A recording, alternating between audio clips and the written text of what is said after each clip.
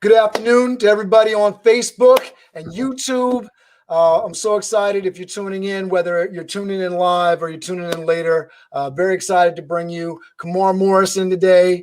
I've known this young man back in 2010 and 2011. It's such a pleasure to have him here with you.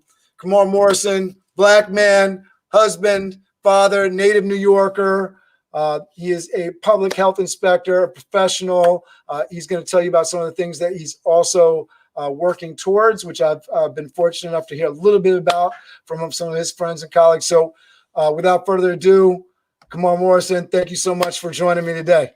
Thank you for having me. Thank you for having me, man. How you doing, everybody?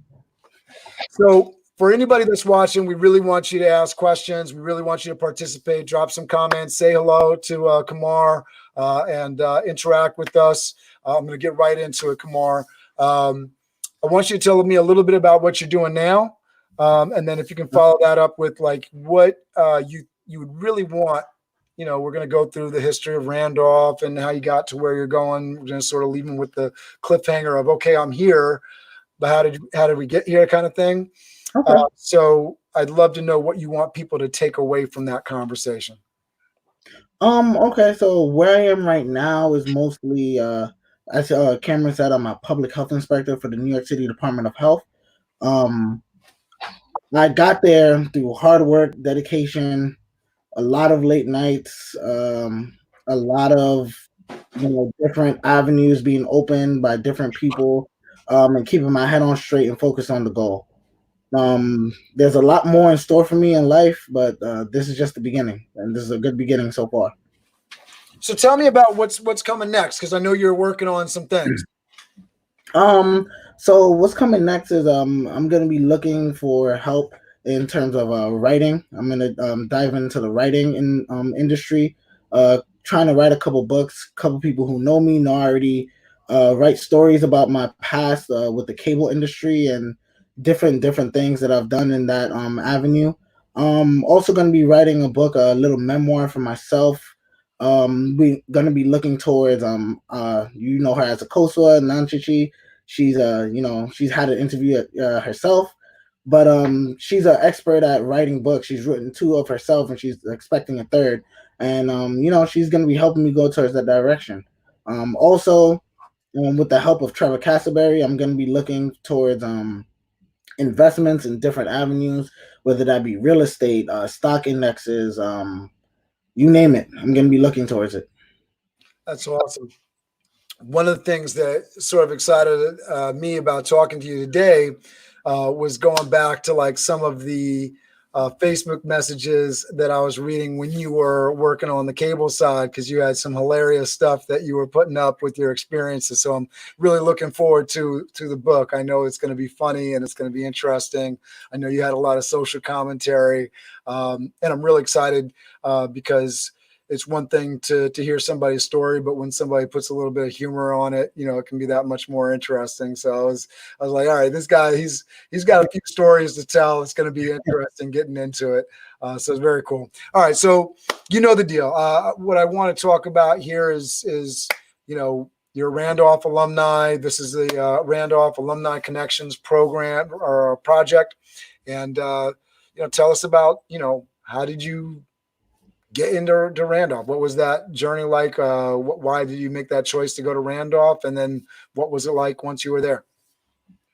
So I chose Randolph, I would say by accident. Sounds crazy, but when I originally started applying for high schools, I lived in a completely different area of the Bronx. I live towards 183rd Street on Park Avenue near Fordham Road. While I was there, most of my friends lived in the area, went to school in the area. So I chose the closest schools that I knew I can get away with going to without having to really be there every single day. That was my major goal. What happened that I didn't know is that my parents were actually planning to move. So once we moved in 2007, right before I started high school, it threw me off because every school I applied to was in the vicinity of, northern Manhattan to South Bronx. And then I moved all the way to North Bronx by Mount Vernon, and of course that threw everything off because now I had to travel. However, it was too late to reapply to school, so I went with the best option that I saw forward.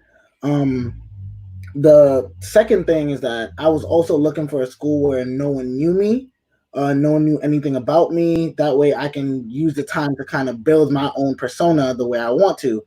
Um, A little reinvention. Yeah. yeah, it's always good to, kind of reinvent yourself, look towards something that you've never done before, try to see what avenues you can go through, try to see how you can reach out. So I chose Randolph. Little did I know, I actually knew some people that not only chose Randolph themselves, but were already going there, but I never asked. One of them being Trevor Castleberry, who I mentioned earlier. Me and him went to middle school together, and little did I know he was also in Randolph. Um, I I, don't think that was part of Trevor's story when he was telling it too. So I think that's a new detail, new wrinkle. So yeah, every interview brings a new little piece of the story as things are weaving together. yeah, definitely. It was interesting the first time I saw him because I really didn't expect him to be there. So it was a little shock. Summer Bridge for my freshman year, I saw about three other people that I went to middle school with that were in the same grade as me, and I also found out my cousin went to the same school as well. So kind of funny. It didn't wasn't expected, but it was good nonetheless. So you get into Randolph. You were trying to reinvent yourself. You're there freshman year. What's going on? What are you getting exposed to? What is your first impressions of the actual building and administration and classes? What's your feel for the place? So I was having a good feeling about the place. It was a new environment. I tend to do well in new environments. I'm a social person, so wasn't really hard making friends. The most difficult part was being in Randolph and being part of the Gateway program. I never really got to experience classes with other people as much I would like to in high school, but it did help me develop lifelong relationships with those that I did see every day. So it was a good portion and a bad portion, but all in all, I love the good. The administration was very down to earth. They all helped me. They all, they were looking towards us to say, "You are the future. What can we do to help you get to the future, and what can we do to help you get to your goals?" So, of course, the building, I saw it as beautiful. The castle on the hill in Harlem. That's what they know it as.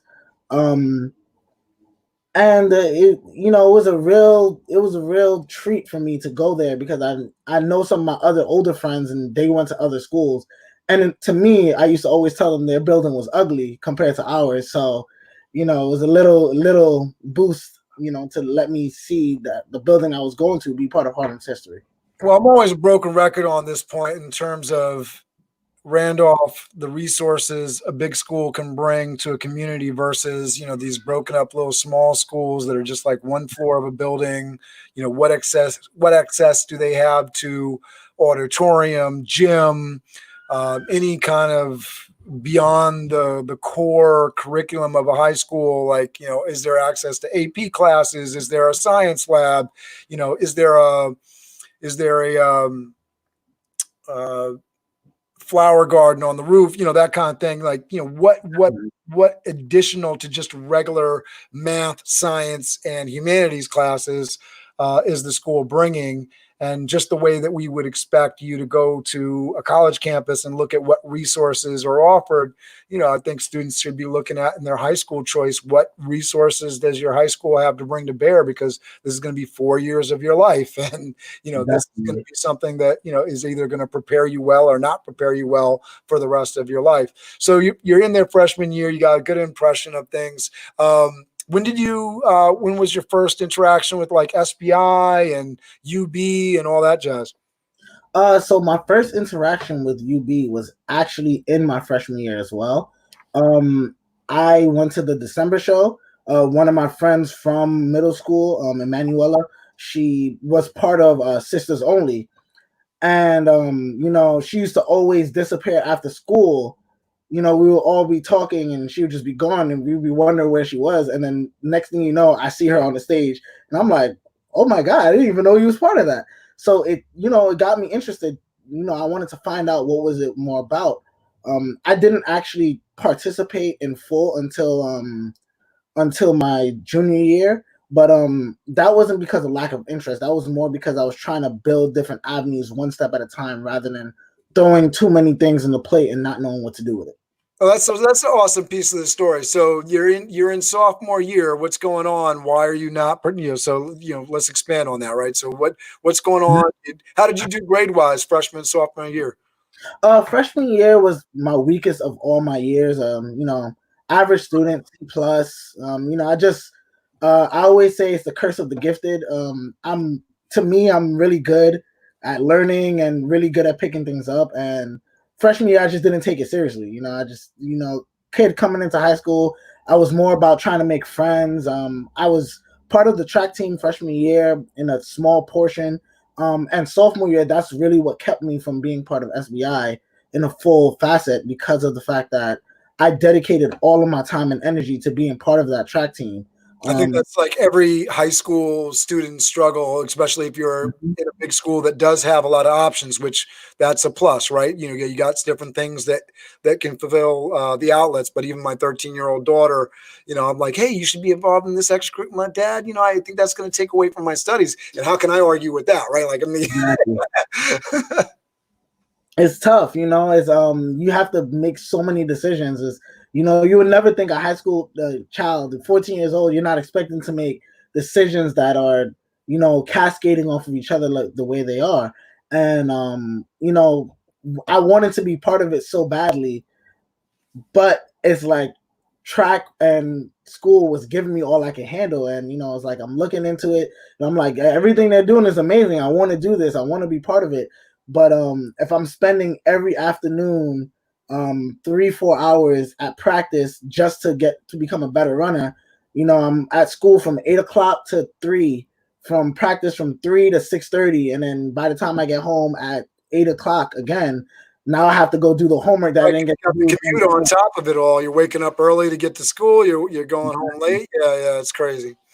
All right, so you get to junior year. Now, junior year, for anyone, that's going through the high school process, right? Junior year is that rough year because we all know, and especially if you were part of SBI, you really knew that junior year is the year that high schools are looking at most, or colleges are looking at most.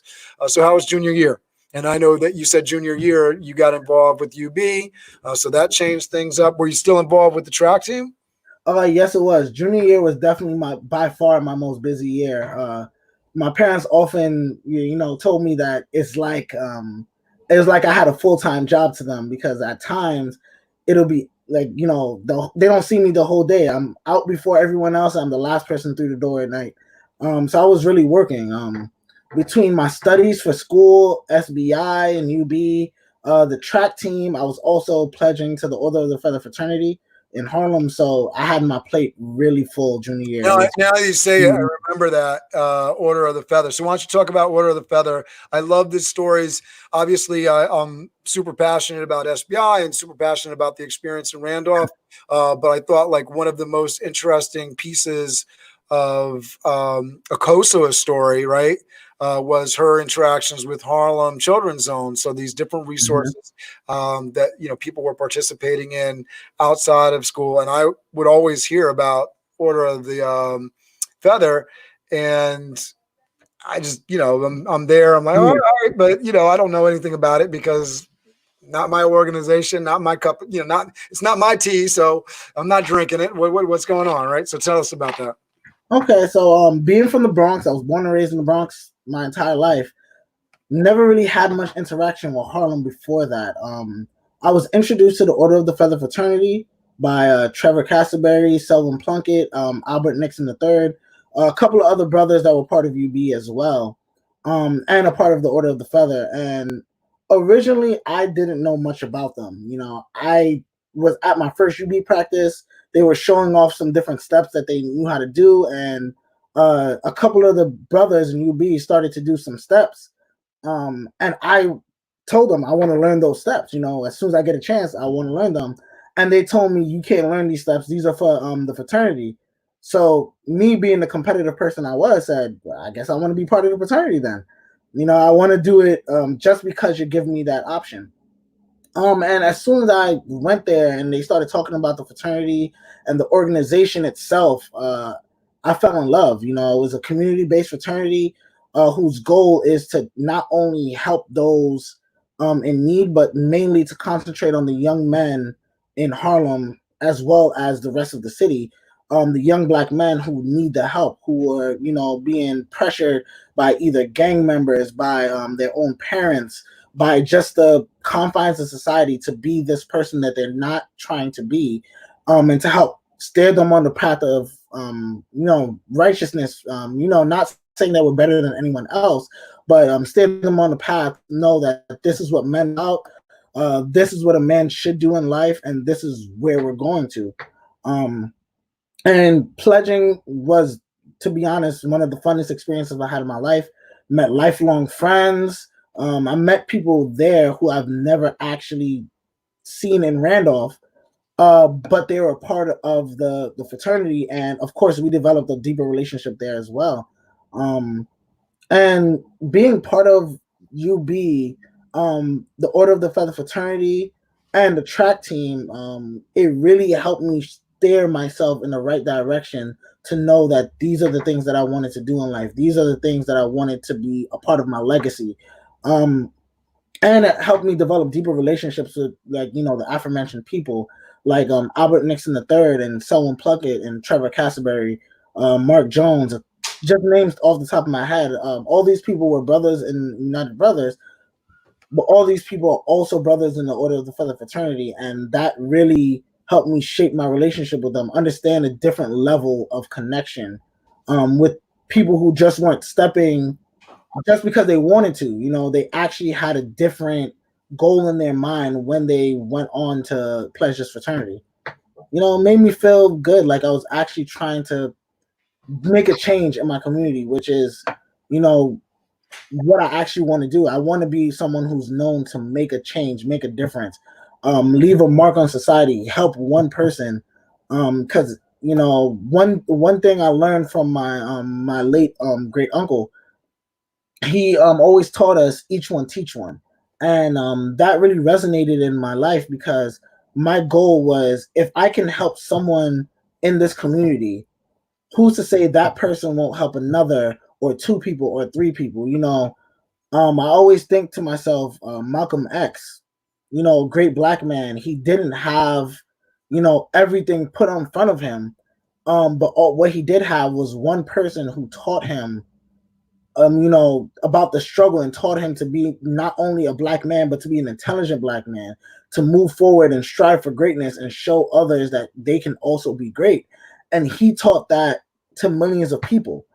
Who was to know that that one teaching and that one doctrine would affect so many people in the future, and affect so much change? So that's really the basis of my goal, to affect change at such a broad level that everyone, can not only see my legacy and see that I was there to make a change and there to make a difference, but that the people that I went on to teach hopefully can make a difference and make someone else's life better as well. I love that. And I think one of the things that can be taken away from that is, because it's, it probably is relevant in your life today as it was back then, being in different organizations and meeting people and, allowing that, because, if you're in an organization like, what is it? The Order of the Feather fraternity. I'm so afraid I'll mess it up when I say it. Order of the Feather. When you're a part of an organization like that, you're part of SBI, you got all this positive peer pressure. I mean, people are not in these programs just to fool around. For the most part, they want to do something. They're about it, and I think, even me, I see that every day with the networking organizations that I'm in. You got to pay to be in these organizations. You have to, put time and effort into them. And part of the reason for that is because they don't want folks that don't want to commit. You got to be in it to actually participate and move forward and contribute. And I think that creates a really positive building piece for everybody that's doing that sort of thing and participating in programs, whether it's track team, and that's why colleges look at that sort of thing on a high school resume and say, hey, we like that because it shows that this young man, this young woman is putting themselves out there and challenging themselves to do something more. So I love that part of your story. So keep going. So it's junior year. You're busier than you ever are before. You're doing Order of the Feather. You're in UB. You're still on the track team, and it's junior year, and the grades are important. Tell us about it. So yeah, once I started doing the pledging thing, for the Order of the Feather, that's when my plate really started to get full. So average day for me throughout the week would be, Monday through Friday would be, I would wake up at 5 to get to school by 7-ish because we had early morning weightlifting for track team. 8 through maybe 2:15, 2:50. Around that time, depending on the semester, that's when I had, my regular studies, and throughout the day I had APUS history. I believe that was my only AP class on junior year. I took more senior year, but APUS history was the main course I took. And then, of course, I have my, my physics that I was doing well in. I had, algebra 2, I believe it was called, where you do trigonometry. I was doing well in that as well. French, I graduated my advanced Regents diploma. So, I try to do my best to do as many courses as possible that can just, broaden my horizons, make me know that there's not one specific subject that's more important than the other.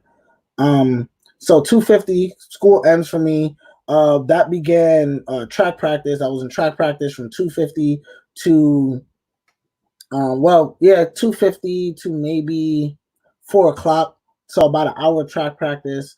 Leave track practice, go to UB practice from 4 to maybe 6, from 4 to 6 really. Then I'll leave UB practice, go to another track practice for specialized. I did the 400-meter hurdles, so I would do a special practice with a different coach to help me get my form and everything better. And that will be from take me about an hour to get there. So that practice from 7 to 8. And then at 8 o'clock I would head home. I'll get home maybe 9:30. And then from 9:30 to around 10:30, maybe 11 o'clock, I was doing homework, working on my studies, trying to remember everything for the Order of the Feather, which we only pledged straight 3 hours on every Friday from 6:30 to 9. So I didn't really have to do it every single day as they do in some Greek fraternities in college. But it's a high school student with all that on your plate.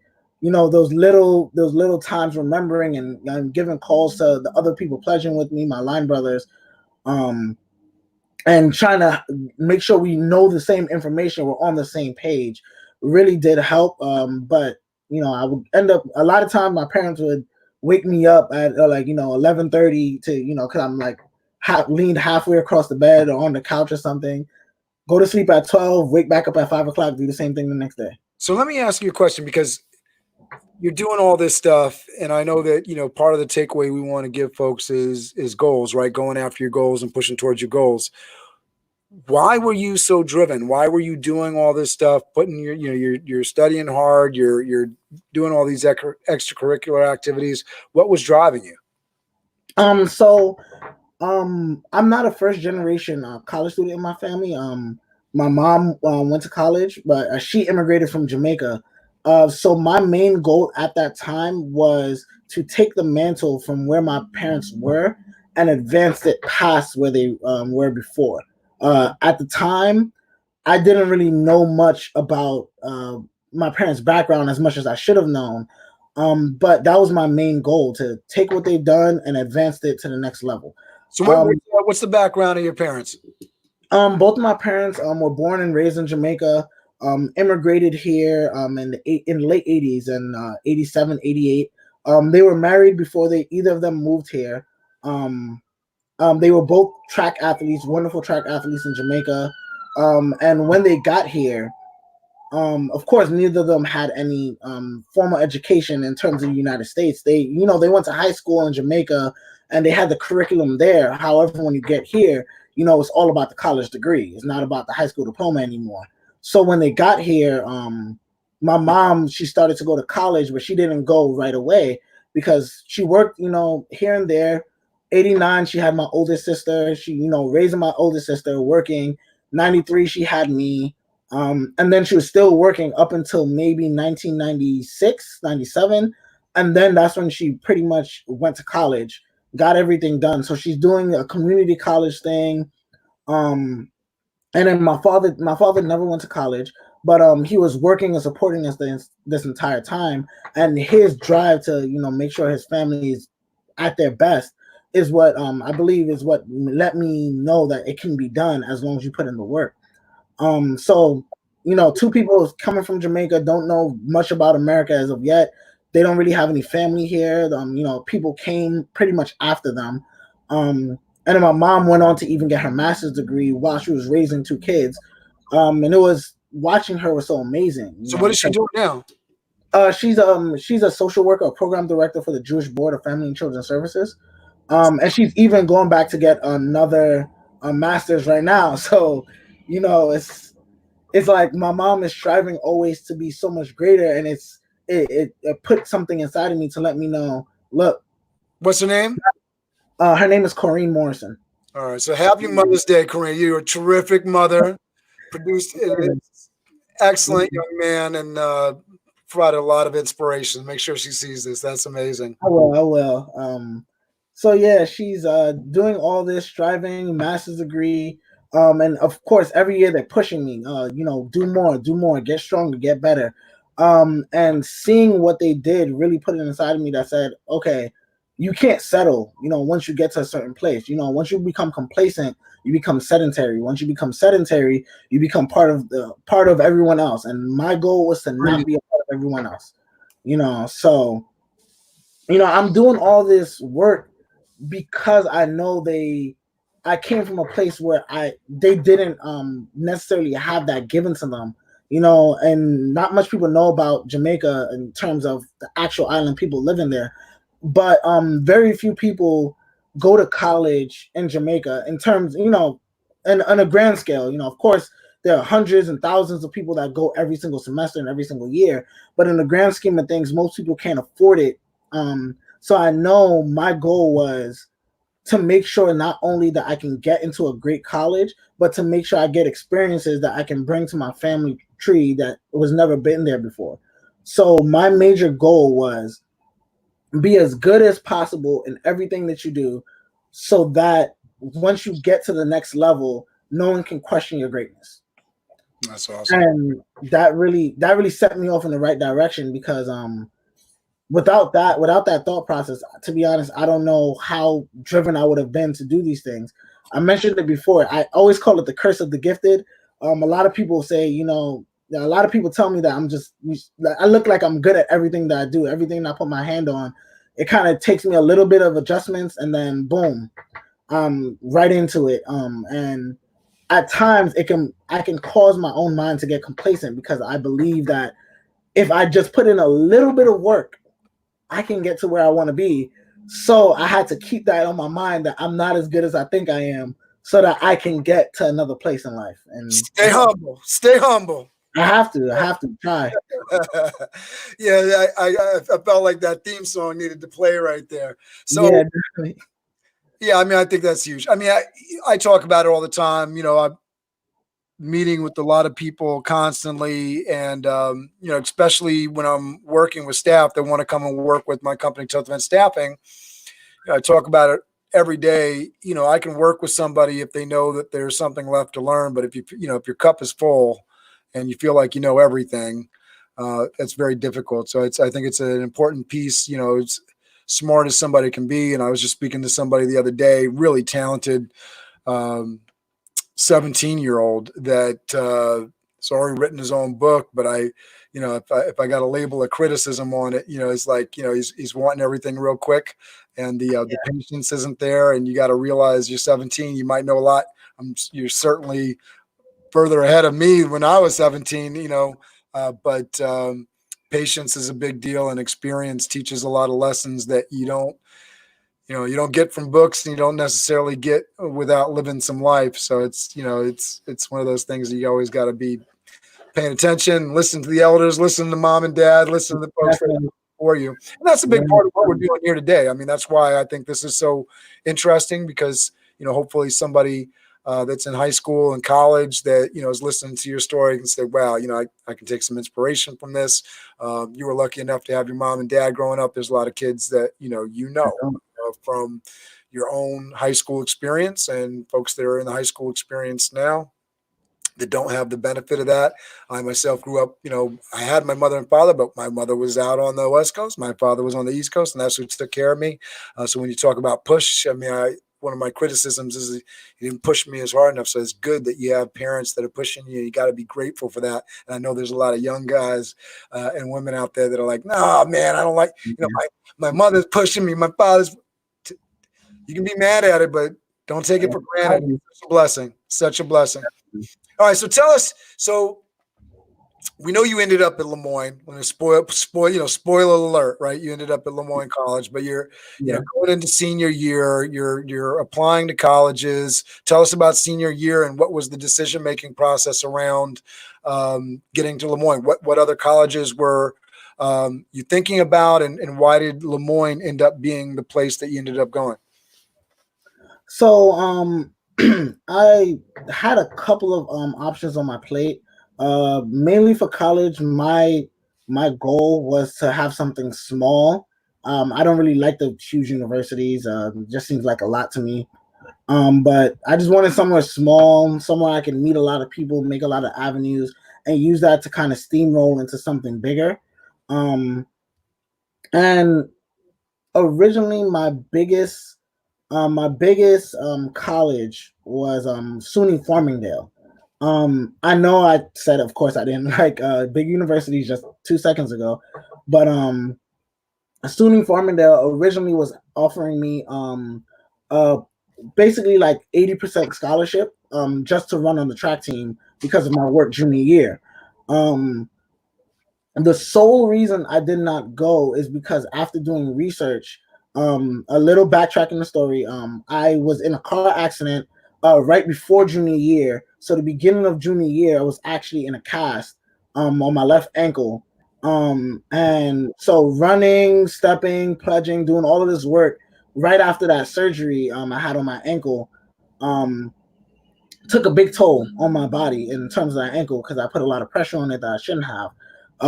Various doctor's appointments through senior year, the doctors essentially told me if I keep on pushing and putting too much pressure on it, there's a chance I might develop early onset arthritis in my leg and I might not be able to walk and move the same way I should when I'm 25, 26. So one of the biggest reasons is I know how college athletics can get. And I said to myself, I don't think I have it in me for 4 years straight of athletics for that caliber level. And it made me decide if I couldn't get a scholarship academically, I didn't really want to go through that college. I didn't want to go through that university just because I didn't want to put it on myself that this is my only ticket into higher education. I didn't want to be a professional athlete, so I didn't really see the necessity for really putting so much pressure on it. So that's really why I stayed away from Farmingdale. I can't say that was a bad decision. So Farmingdale was in the running. LeMoyne was always in the running. Not originally. Originally my top 3 choices. I actually got into all 3 of them. My original 3 choices were outside of SUNY Farmingdale were Cornell University, Hobart and William Smith colleges. I had a feeling Hobart was in there. I seem to remember that. Yeah. I was saying why you're thinking. I was like, I think Hobart was one of them. Yeah. Yeah, Hobart was big for me. Hobart was because out of your class, how many kids went to Hobart? Oh, about 6 or 7. It was like 7, maybe even 8. And I know people had trouble at Hobart. I'm looking forward to some of those interviews just because I know that, like Acosta's story, she made it through. but she had some struggles. And then Trevor's story too, right? He originally with the 3-2 program and the financing didn't work out. So it's really interesting to have some of those stories, because I think that's great, layered experiences, stuff to learn from and stuff to pay attention to if you're in that process. Definitely. And ironically, since you mentioned Trevor in the 3-2 program, my third choice was St. Michael's College. So that was one of my plans to go there. So what really happened is mainly financial aid. That was the big portion of it. Which is good, right? That's one of the things that we talk about over and over again. Like, you gotta make sure you apply, and you did the right thing. You applied to a number of schools. You had some options, and then hopefully you were leveraging in that to get a better deal. Definitely, yeah. To be honest, LeMoyne wasn't even in my top 5. It was a school that I kind of just applied to because it looked good. It looked good to say small school, Syracuse. This is a nice city I've never been to, upstate New York, that kind of thing. And I was like, let's give it a shot. Why not? I remember having a conversation with you around, like, why do you think about LeMoyne? And I remember I thought if I'm remembering this correctly, the dance club or whatever came up as part of that conversation. That's what really came up, and that's what helped me make that decision. Cornell didn't really give me much financial aid, even though that was I really wanted to go to Cornell, especially because up to that point, and still actually, none of my family has been to an Ivy League school. So my goal was, listen, if I could be the first person, that right there is already giving me a step in the right direction to go to a school. What did they give you financially at Cornell? They gave me about 25% of the tuition, which isn't terrible for an Ivy League school. I didn't have the greatest grades. That's the problem, because it's a big school. It's a big exactly. School. I know we always, and everything that I know, I learned from Thompson, but I know that in terms of talking about it, when you're competing to be at these big schools, and one of the things that we talked about with the small liberal arts college, which is why I think you got a better package at LeMoyne, was the competition for those packages is so much fiercer at those big schools. Yeah. Yeah. My grades weren't outstanding. I wasn't a 95, 96, 97 student. But my junior year and early senior year, I was really mainly high 80s, low 90s. So I knew I was good enough to get into the school, but my grades just didn't pull enough weight to say, okay, this guy deserves half or full ride. Let me ask you a question, because I know, a lot of kids, feeling bad for juniors right now and seniors that, can't participate in school in the traditional ways. Hopefully they're seeing some benefits from the online learning and getting some, people are taking advantage of it in different ways. I know my daughter, who's in middle school, she's taking advantage on the creative end. She's got a lot of time for projects that she didn't have. I imagine. What would you sort of advise a young man or woman that's in high school right now? Maybe they don't have the best GPA average, but they want to get into, a top end school, get the financial aid. What would you advise them to do in terms of, let's say their sophomore year, junior year, and they gotta build out that high school resume and prepare for these applications? What would you suggest? I would say several things. First of all, if it's your sophomore year, junior year, try as hard as you can to put the pedal to the metal. Try to get working. Try to find out your weaknesses. Everybody has their strength and everybody has their weaknesses. Luckily, I knew my strength and weaknesses at the time. I learned really fast. My weakness was that I was lazy. Because I learned fast. So I learned to say, okay, if I just keep myself busy, I don't have the opportunity to I seem to remember having some conversations around that too. Yeah, I busy, I can't deny that. Were you in Cassie? You were in Cassie, right? Or no? Yeah, I was in Cassie as well. Okay, yeah. Learn your strengths and weaknesses. That's the main thing. If you could take away one thing from anything I said, learn your strengths and weaknesses. It makes your life so much easier. It makes your life so much more stress-free. Trust me. Once you know exactly what you can do and what you can't do, it makes you so much of a better person. It's funny that you're saying, I was lazy, but also you started out this story with like, I'm doing these 3 extracurriculars. I think it's a frame of mind, and it's always good to put this stuff in reference because I have with my own kids, and I've had countless conversations with Randolph students. It's one thing to put into what hey, this is the expectation, this is what we want you to do, but this is what you can do, because it's, especially when you got somebody that's already hitting a lot of the marks, like you're doing this, you're doing that. Hey, if you just apply yourself a little bit more. So what would you say, somebody's got to get working. You're saying they got to put their pedal to the metal.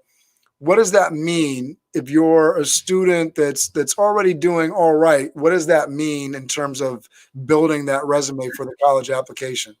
So what I would say is the first things first, find out, like I said, find out your strengths and weaknesses. But once you know what that is, you have to, give time to those weaknesses, because a weakness is only, I always look at it, a weakness of the mind, the same way I look at it as a body. Weakness is just a part of yourself that you haven't worked on yet.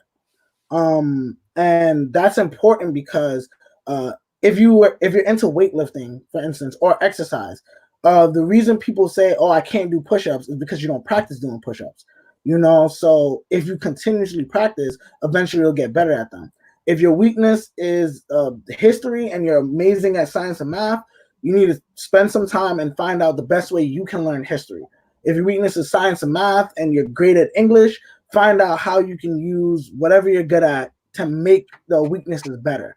And that's really going to help you, like I said, put the pedal to the metal, because once you conquer your weaknesses, it's much easier and much faster to really get into what you're missing out. Because honestly, the difference between 100 and a 70 is that 30% is what you couldn't master. That's really what that is. So once you can get that 30% and master it, once you spend the time and actually do what you need to do to master it, because we're not all going to be great at everything. But once you can master that 30% is what pushes you to the next level and really takes you to where you want to be. So yeah, I have two things that I'll say about that, and then we'll let you continue on with your story. So one thing is I know you're a new father, right? Yes, 1 year old. Congratulations. I'm sure you guys had a good Mother's Day with you and Ciara, right? Yeah, it was amazing. She had just as much fun as she could. So just this idea around that 30%, like your 70, 100. So this is where I put, folks, and just to kind of extend on it, because I think this is important. You're a student that, is doing all right, and you need to get to where you need to be. There's that, maybe you're struggling in math because you don't love math. So that score is really low. And then you got your English course, and you got your, I don't know, science, whatever. My usual thing is like, listen, get where you need to go with math just to make it by. But if you like the other things, push forward there. And that way you can really exceed. And then I think exactly, what you're saying, what you did in terms of extracurriculars, pushing yourself there, because it's the joy, it's the fun, right? Not only is it activity, but you're really getting into you as a person, and you're getting to find out more about you. So that'd be my advice on the end. I think it sort of parallels with what you're saying, but just to sort of push somebody towards what their interests are. Because for me, if I'm interviewing somebody, if you're pursuing your passions and your interests, you're a lot more interesting to me than if you haven't been, and you can't express it, and you can't talk about the things that you're into and all that kind of stuff. So tell us, you finally made the choice, financial aid, LeMoyne. So now, were you doing anything with your summers? Were you doing like internships, anything like that? That was the one, I would say, weakness of my college resume. I didn't really do much internships or anything with my summers. Main reason why, junior year, I said I got into a car accident, so that summer, Yeah. junior year, that summer was out. Post junior year, I did so much work junior year that I said to myself, I need a break, Yeah. And while I was pledging, the pledge process for the Order of the Feather continues until August. So most of my summers were spent pledging. So I didn't really You were working. You were working hard. I was working. It just wasn't. It wasn't extreme track training or studying or anything like that.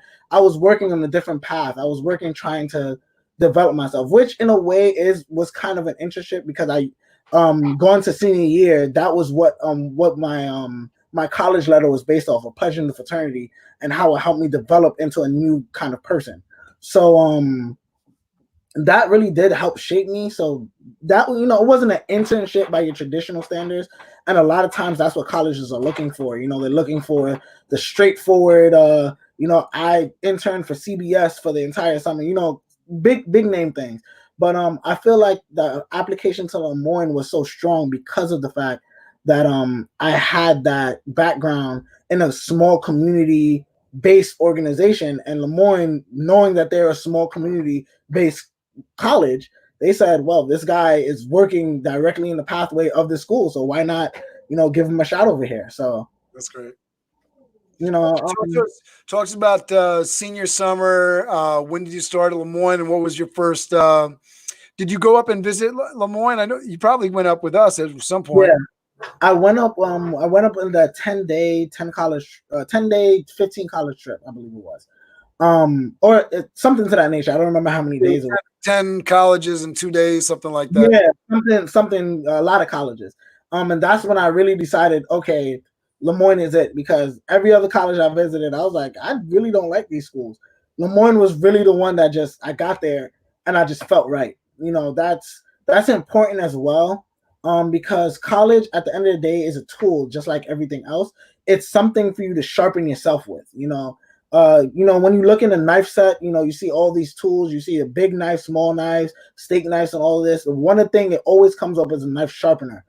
That's exactly what college is. College is there to take you and sharpen you and get you to where you want to be and what you want to be. And that's what you need to use it as, a tool to sharpen yourself.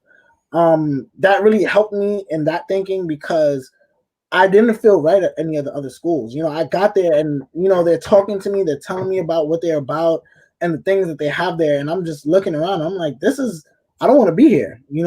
That's what it really started. So talk to that, because I think it's important when you're saying that, for people to have some sort of reference point. What made you feel uncomfortable on the other campuses, and what made you feel comfortable on the LeMoyne campus?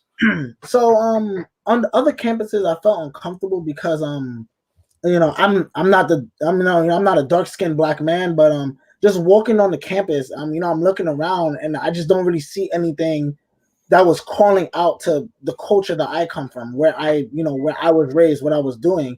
And then, of course, a big thing is the cafeteria. Everybody wants to go to the cafeteria and see the food, and none of the food said anything. It was, it was like, this is what you're going to give to us when we're supposed to be visiting to try to decide for your college. And, if this is what you give us now, I can't imagine what you give us on a regular day. Can't be amazing. So it's always amazing me how much the food plays into the college. Yeah, definitely. You're going to be spending so much time there that you have to make sure you can get something to eat. It's a necessity. And I got to LeMoyne, and one of the first things they did on their that night with us, they did a little a dance. As you mentioned it earlier, the dance team and the step teams came out, and the first thing I saw when I saw that was a group of Black people that were really interested in what they were doing, and they were showing us, like, look, you can be talented here, you have us to support you.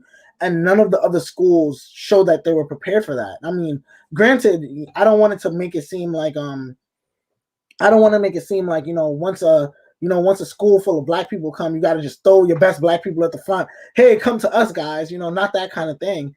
But well, I think it's telling. Like when Trevor tells his story, I think he was like, St. Michael's is like, this was the most diverse. Yeah, it was kind of one of those things. Of Black students ever, and there was like 5 or 10 or 25. Yeah, it was one of those things, and it's like, you go there and you see all the other people in there. The college students are telling you where they're from, and people are like, oh, I'm from this part of Pennsylvania or this part of Vermont, and you name it, all these cities. You're like, I don't know. And when you got to LeMoyne, it was like, yeah, I'm from the Bronx, I'm from Brooklyn, I'm from Queens. You're like, okay, I know those places. I've been there. I know what you guys are about, and I know, they're naming high schools, and I'm interested in. I'm like, okay, I raced that high school. I've been over there. My friend went there, and it makes me look at it different. Okay, you're not just pandering to me because I'm a black man. You want to show us something. These are people that I can relate to because they've been where I've been, and they're doing what I want to do. So it's like, if this is what you're showing me, that you can, have people that was where I was at some point and they're at where I want to be, that pathway obviously is something that's aligned with something that's going to help me get to that point. Yeah, I think it speaks to the idea that, like we're talking about the 3-2 program with St. Mike's and going into, I think it was the University of Vermont, know, and in terms of what the final of that was, there was only like a couple of students that had taken advantage of that program. So it's sort of, okay, they feature something on a flyer or they're talking to you about a program. How many people are actually taking part in this program? How many people are you? Oh, you got 1,000 people and this only applied to 2? Oh, okay. So like beforehand is important. And I think that's, sort of what you're expressing is that you knew you weren't going to be the sole. I mean, I'm sure it was a very diverse campus and I'm sure it probably wasn't majority black and brown folks, right? Of course not. It was, I mean, again, we were, once we got there, I feel like we made our mark. The reason I say we is because myself, as well as I believe another 7 Randolph graduates, one of them being Diane Randolph. Out there. Let me see if I can tag them in here. Who was all the folks that went to LeMoyne with you? There was a lot. There was Diane Ramjet, Tadija Mulgrave, Jasmine Reynoso. There was Lydia Ajapong, Shantae Anthony, Kadisha Kentish. And that was just the people who went my year. Following years, there was Tony Santos, Veronica Ajapoma, Geraldine O'Fay. There was a lot of people. We had a big Randolph grouping at that school, and that was just the Randolph people. There was a lot of other people, black and brown, that came from other parts of not only New York City but other parts of New York State, and coming into that school. And I wasn't a part of the EOP program or anything like that, but coming there and looking around and seeing a whole bunch of people that came from where I came from is like, hey, I'm home. It feels like I didn't miss a beat at some point. And I feel like, especially the class of 2015, I feel like we really made a big mark in the school, because before that there weren't as many multicultural really programs or anything really dealing with us. There was a couple, but we really took it and made it our own. We started actually there's a student by the name of Alice Alum who went to LeMoyne. She didn't go to Randolph, but she went to LeMoyne College, and she, as well as Veronica Ajapoma and Geraldine O'Fay, started the first African Student Union on campus. The step team originally was a part of the LeMoyne dance team. A couple of people, Ayana Johnson, Lorenda Mabel, Andrea Matthews, a couple of people came and took that step team and made it into its own entity. And now it has its own shows. Now it has its own places to go. Now it has its own practice time versus just being a part of the dance team like it was before. And of course, there's still a couple, collaborations and things like that. But there was a lot of times where we did that. And on campus as well, there was a couple of people, myself, a couple of students that didn't go to Randolph. Aaron Fuller, Chempong Johnson, Kimberly Legentime, Aurora Hines.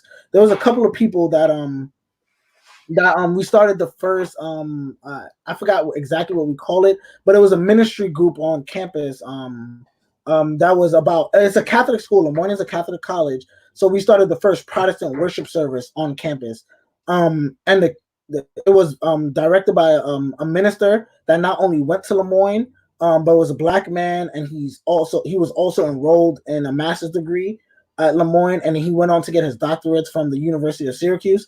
So once we got there, we really brought everything with us. We came and we brought our culture with us, and I think that's Yeah, I love that you mentioned that, especially the religious context, because that's one of the things that if you go to, I believe Allegheny is a Jesuit school, right? yes. Allegheny, Fordham University is a Jesuit school. There's a lot of colleges that a lot of them you wouldn't know that are Jesuit. Nazareth is another one, so Right. Yeah, and that's one of those things that you just gotta kind of know, because yeah, if you go there and you didn't do a little research on it, you're going to be a little weirded out maybe by some folks walking around in some funny uniforms on campus. exactly. A couple of our classes were actually taught by some of the priests, and when you're going there, you're expecting to say, "Oh, this is Doctor So and So, Professor So and So." When you hear who's teaching this class, Father X, Y, and Z, you're like, "Father, what's going on here?" It throws you off. But going into the class, okay, this is a Catholic school, it's a Jesuit university. That's why they do it. So it's because the fathers have degrees in the subjects that they're teaching. They don't only teach religion. No, they teach philosophy, they teach sciences, they teach history, they teach a lot of different things. But they're also letting you know, hey, I'm not just a doctor, I'm also bound to the school by my religion as well. Yeah, yeah, it's an interesting facet of higher education. These Jesuit schools and other schools that are tied to religions. You go out to Utah, you got the what is it? You know what I'm talking about? I can't remember the name of the school, but I know school you're talking about because it's famous for it. I just can't remember It's the famous. name. I can't think of it at the moment either. But yeah, It's, that kind it's of a Mormon, it's a university, but it's to deal with Mormons. I just can't remember the name of the university. exactly. Yeah, yeah. So yeah, you can get as long as you go in eyes wide open. These are great schools. It's just they got a Yeah. little bit of context that's a little bit different than some other schools.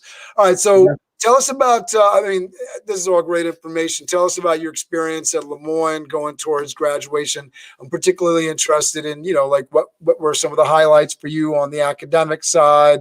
If there was any downsides to the experience, how the financial stuff worked out, and then we're coming up on an hour already. It just flew by, but I want to get to the sort of the inroad to real life. Now you're getting to the point where you're going to graduate. Trevor says BYU Mormon. There you go. Yeah, BYU. Yeah. I know. Bring him young. There we go. I'm glad he spelled it out. I was like, I can't remember what that stands. I know it stands for something, but I can't. Thank you, Trevor. Appreciate that. Thank you. I'm glad he's watching. That's cool. So yeah, tell us about kind of the highlights. If there was anything super positive, anything that was negative that stood out, and then you're marching towards real life. So I'll let you roll with it. So okay, yeah. We got to LeMoyne. Like I said, we brought the house with us. We came, we did everything we had to do.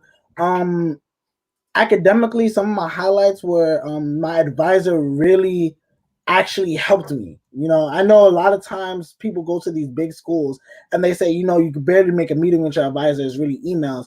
I had in-person meetings with my advisor pretty much every single semester, at least 3, minimum of 3. So she really helped me direct myself in the pathway that I needed to go at the time, and if something came to my mind and I said, I'm not really feeling this, maybe I should change it. She said, okay, we have a pathway for that too. And she immediately found another way for me to go, help me switch, help me do whatever I have to do, fill out the paperwork.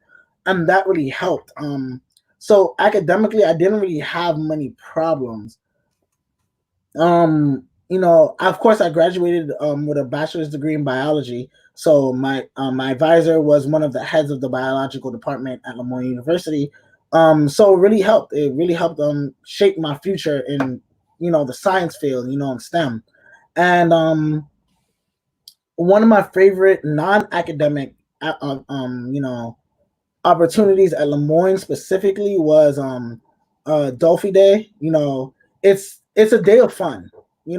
College is so stressful and it could be a lot for a lot of people, but it's a day of fun where essentially most times 95% chance your class is going to get canceled that day, and it's a campus-wide party that starts at 2 a.m. and ends 6 p.m. the next day, thrown by the graduating class that year. And you spend the whole day in the lawn having fun, playing games. There's usually some kind of concert, local acts performing. There's fun slides. They have cotton candy, DJs, food, everything. And it's that was one of the first times on the campus. They have it once a year, and it was one of the first times on campus that I really looked around and I was like, yeah, I'm staying here for 4 years. Originally, of course, your first year is a little tough. You want to look around, and I don't know, maybe I might transfer. What other colleges they have? What are my friends doing? What kind of fun are they having? That after that, I was like, yep, 4 years. You got me signed up at this point. There's no transfer for me. So 4 years flew by, like that. I graduated my bachelor's degree, and moved back to New York City. It was tough. It was tough. A lot of friends I had, were talking about these opportunities. I had this internship with this place and it's going to turn into a full-fledged job now that I graduated. Oh, my father has this job lined up and I have this and I have that. And I kind of just came out of college saying, okay, in between summers, I was working at Costco, and that's where I'm going right back to, going to Costco, seeing what I could do there, just trying to, get money until I can get where I, need to go. At the time, I was dating my wife now, Sierra. And, we were just discussing a lot of things, and she really pushed me, which is what I can say. She really helped me a lot in terms of trying to figure out what I wanted to do and how I'm going to get there. She really pushed me. And I would be remiss to not note that this is a Philip Randolph graduate, high school crush that turned into to a full-on relationship and marriage and all that jazz. So very cool. Ironically, Sierra was also a part of SBI. She was one of the co-captains for Sisters Only my junior year. So, I was trying to talk her into interviewing too, but I don't think she's having it. She's like, nope, no. Yeah, she's not the interviewing type. She's real low key. She doesn't really want to be in the limelight like that. So, I completely understand. I can understand that. We got a lot of alumni, so we'll be all right. Yeah, I'm married to her, so I should know. But yeah, she helped me push myself in the right direction to say, okay, you don't want to be here. Find something else. Don't just settle because, you feel like you have to, keep going. And, not to say that she's my mother, but I feel like a lot of times looking into that's what really made me look into it and say, I might have found myself a wife here, because she's pushing me the way that, I feel like a wife should. She's supporting me in a way to say, I'm going to love you regardless, but at the same time, if I know you have more in store for you. I know you have, a bigger goal ahead of you. Don't let this stop you just because you feel like you're down and out of luck. And so I left Costco for a job at Optimum Cable Company in New York City, for those who don't know. About 2 months into the company, I was liking it. It was a good job. Wasn't great pay, but it was good hours, 6 a.m. to 2:30. So I had my whole afternoon, everything was good. And they sold the company to Altice after about 2 months into the company. And then 6 months after that, I was actually laid off because they got rid of the entire logistics department. And that was the first time in my life where I really felt down out of luck, because nothing like that has ever happened to me before. I've always gotten into a situation and left on my own terms, not because someone else didn't want me there. And, of course, I didn't take it personal. Like, Altice is the scum of the earth. I don't like this company. Nothing like that. I understood it was a business move. They did what they had to do. And I looked at it as a blessing in disguise at some point, because after that, I used to admire the technicians for Altice and Optimum when it was that. Not because I was in logistics, which is like stocks, warehouse work, and I admired them because they were all driving BMWs, Lexuses, and I'm like, hey, what are these guys doing that I'm not doing? I'm driving a Honda and these guys are driving Lexus. So that took that opportunity, that layoff, to get a job with Dish Network as a technician instead. I stayed there for about a year, and I used that to leapfrog into a better position at Spectrum, where you'd hear most of my cable stories come from. So let me ask you. So this is all going along. I know your wife is pushing you to do bigger and better things. You graduated from LeMoyne with a biology degree. What was the intention there? My original intention switched so many times from freshman year to graduation that I'm not actually 100% proud of it. Went in. I think that's what college is about, is finding your. Yeah. Finding myself. I started out. If anybody asked you from high school, I was going to be a neurosurgeon. There was no one telling me that I wasn't going to do that. And a small internship of shadowing a doctor in LeMoyne revealed that I didn't want to do that immediately. Like just their day-to-day. What flipped that switch? I'm more of a big picture kind of thinker. Like I like to think about everyone as a whole, and neurosurgeon is more of a, you kind of meet someone and say, okay, this is what's wrong, I'm gonna fix it, and then they move on. You don't really see them ever again. And I was like, it's not really what the kind of thing I want to do. I want to see what I did have an impact. Not just to one person, but to a multitude of people. The phrase, if you're a hammer, the world is a nail kind of thing comes up. Like, the way you look at it, you're like, oh, there's a problem. I'm going to get in your brain. I'm going to fix it. And then that's it. Right. Yeah. And that didn't really float my boat. That's not what I wanted to do. So I looked into biomedical engineering mainly because I was good at math. So I was like, okay, this engineering, I already started in the biological field. Let's just go for it. And that kind of shaped me more towards my goal of helping people, because I'm like, okay, now I'm engineering entire different things to help people that are in trouble. I might not see them every day, but I can see the works when I see someone that, has recovered from a kidney transplant or was on dialysis and is still living after 15 years. So, it's moving me more in that pathway. And then I discovered that's not what I wanted to do. So I went into thinking, okay, I want to do research. I find the cures, look at this. What's this going to do? How's it going to affect people? And for a while, up until mainly 3 years ago, that's really what I wanted to do. Research. I wanted to be some kind of researcher in some facet, but more hands-on, actually being in the lab, finding the source or the cure. And I was like that for a while. I really wanted to do that. I ended up in cable mainly because it was a job and I needed the money. Simple. It sounds, and it pays well. Yeah, it pays well. So, it's like, if you're willing to work, we're willing to give you the money. I was like, okay, I'll take that, and I was doing well in the cable industry. Absolutely nothing wrong with the cable industry. If you're looking for, a job while you're, looking for something else to do, look into being a cable technician. You'll get great stories. Everybody needs their TV in the pandemic. You're essential. Exactly. It's something that's going off right now, and it's, and you learn a lot. It taught me a lot of things, not just about interacting with people, but in a whole different industry. Up until that point, I essentially just learned about biology. Sorry, over and over again. That really opened my mind to say, okay, this telecommunication service is something that's completely different from anything I've ever learned. So it's like I'm really, again, stimulating my mind. I'm learning new things every day, learning new tips and tricks for just how to solve a simple problem that, for some people is like, I've met people that were bedridden and the only thing they have is their TV. And, you walk in and you see the sadness on their face. Oh, my TV hasn't worked for a week. This is the first appointment I can get. And then once you see the happiness shift and say, thank you so much.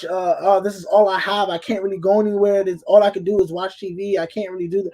And you see the happiness is like, okay, I've done something today. I've helped, and it made me feel good. And so, what made you? So now you got to what was the last cable company that you worked at? Spectrum. Spectrum. So you're at Spectrum. What made you? Warner, sorry. Say again.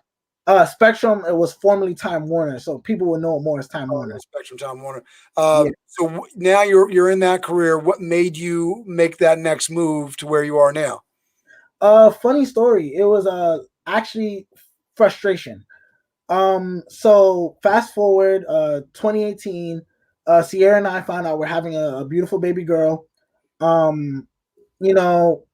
February comes, she gives birth, and I take advantage of New York State's parental leave, and I took the next 3 months off.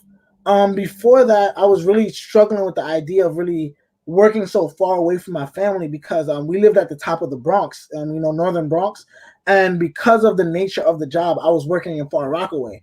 You're driving a commercial vehicle every day, so you can't use any parkways. So it takes me about an hour and a half to really get home every day, and I hated it because I'm thinking, and up until especially once we got closer to once she was ready to give birth, I'm thinking, what if she gives birth and I'm in the middle of Far Rockaway? She can't drive herself. Real So life. yeah, how am I supposed to get there? And I'm thinking of all these things. And then luckily, of course, she went into labor on one of my days off, so it made it a little bit easier for me. But those 3 months off had me really thinking. I'm like, I have a newborn baby at home. Am I really gonna travel this far every day? If I have other options, let me look into the options. Let me just see what I can do. So at first I tried just talking to them. I left in February, came back in May. I said, hey, can you just transfer me to a location that's closer? Now I have a newborn at home. I just want to be able to reach my family if they need me, somewhere I can be 30 minutes away or less, that kind of thing. And for a while, they were giving me the runaround. No, we can't. You have to do the transfer, this and this. You have to wait until there's openings and this. I just got tired of waiting. And I said, you know what? Let me just try to apply to jobs that fit a description of the degree I have.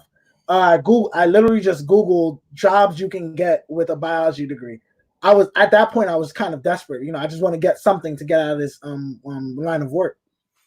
It's a wonderful thing, that Google, right? Yeah, Google, it's on a daily basis. Trust me. So I Googled it. One of the first things that showed up was public health advisor for New York City Department of Health. So I looked into it, and I didn't apply at first. I was just like, oh, whatever, it didn't even pay enough to support my bills at that point. So I was like, oh, whatever, I don't want to apply for this. I kept on looking, and while I was doing that, my wife, Sierra, also decided that she wanted to change the scenery as well. So she was looking into it. She was saying, okay, maybe I'll look into different schools. Maybe I'll look into different places. She's a teacher. Thanks for adding that context. I was about to ask. Yeah. So she was works for, right now she works for Bright Horizons. She's a daycare teacher for preschool. And she's been there for years, so she's a great teacher. And makes my life a lot easier with a little 1 and 2 year old running around, knowing that I have a teacher to tell me how to handle certain things. So makes that so much more easy. That's awesome. Yeah, definitely. It makes it so my life is easier because of that, and I thank her for it every single day. But of course, I'm looking into it, and she's looking into working for the city. She's like, okay, maybe I can use my background to get into something for Department of Education, or maybe Department of Health, because their Department of Health actually runs the New York daycare system in a facet because their regulations are brought down by the Department of Health. So while I was looking into her, I just decided to say, you know what? Why not look for myself? I'm pretty sure that the Department of Health has to have something that a biology degree can cover.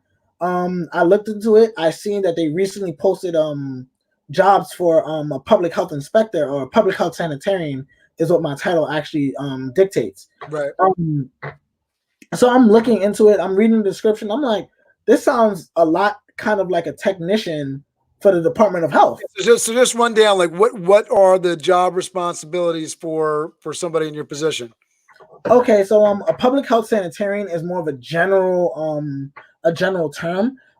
They know mostly as health inspectors. So we have different stations. We have food and safety. We have the daycare system. We have the division I'm in, which is the lead division. We have water testing, but that's mainly part of not Department of Health. That's Department of Environmental Protection, DEP. And we have different positions. So the main goal is to ensure a safe public health safety for all residents in whatever you're doing. So for food and safety, those are your normal thought process health inspectors. They go in, check for rat droppings, look to make sure they have all the signs that they're supposed to have, make sure that they're not cross-contaminating, make sure everything is clean. that kind of thing. Daycares is the same thing, making sure they're following the regulations, making sure their food is stored correctly, making sure their fire escape and fire doors and emergency exits aren't blocked. And mine is mainly making sure that the city stays lead free. And that's mainly what I do. Mainly in residential settings.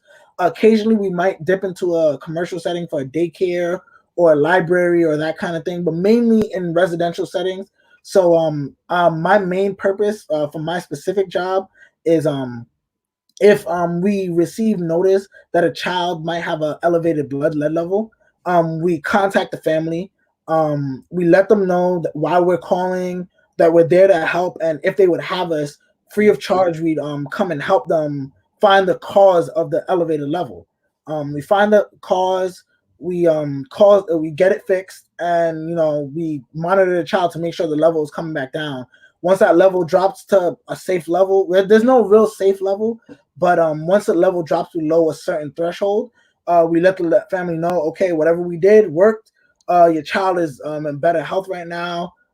Thank you for your cooperation. So it's really a service to the citizens of New York at that point. And we work in all. And I know that part of your story, you said you wanted to help people, and you're getting to do that. Are you enjoying this job? Oh, I love it.